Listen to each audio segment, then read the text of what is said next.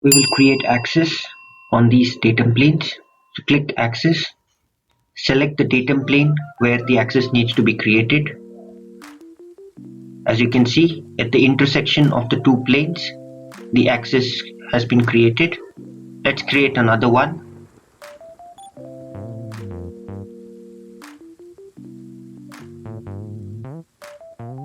Let's select this plane and this plane. Again, it's created perpendicular to the first axis that we have created.